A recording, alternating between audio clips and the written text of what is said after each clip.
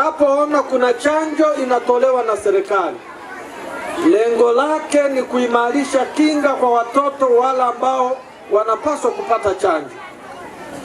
Na nitumie nafasi hii kuambia wazazi na walezi wote, chanjo hii ni salama. Chanjo hii ni ya matone. Chanjo hii haina shida. Ni chanjo kama ambavyo tumekuwa tukichanja watoto wengine.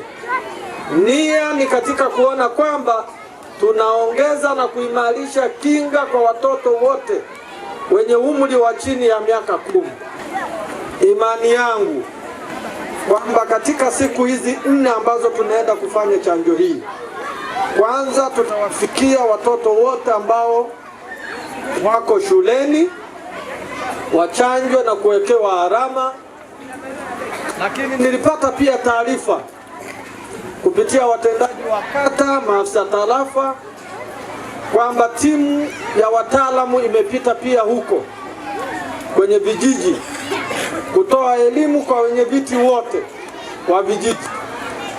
Kwa hiyo nitumie nafasi hii pia kuwaomba viongozi wote wa ngazi zote, kama ambavyo tumepata mafunzo, tuendelee kuhamasisha wananchi kuwaleta watoto. Nataka tu niwape neno staff wangu, tuongeze awareness katika kuhamasisha watu ili wengi wajitokeze kwenye chanjo.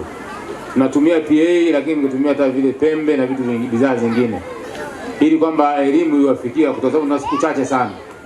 Ili zoezi kwamba ili hatutaki mtoto yoyote asipitwe na hii chanjo kutokana na umuhimu wake.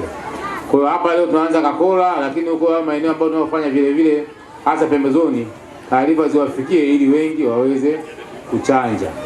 Lakini kitu kingine, wote ambao staff wangu ambao mko kwenye zoezi vile vile, wakati tunatoa hamasa, mjitahidi kutoa elimu ya umuhimu wa hii chanjo na kuwaeleza kwamba haina madhara yoyote, kwamba imehakikiwa haina madhara yoyote.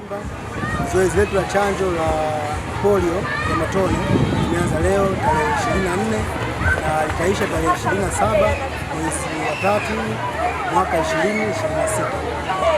Zoezi hili litafanyika nyumba kwa nyumba, mashuleni, minadani na makanisani na misikitini pia.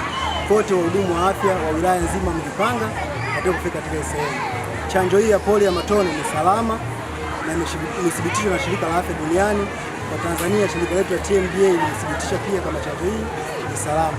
Rai yangu kwa wazazi wote na walezi, wahakikishe watoto wote chini ya miaka 10 wanapatiwa chanjo hii bila kukosa.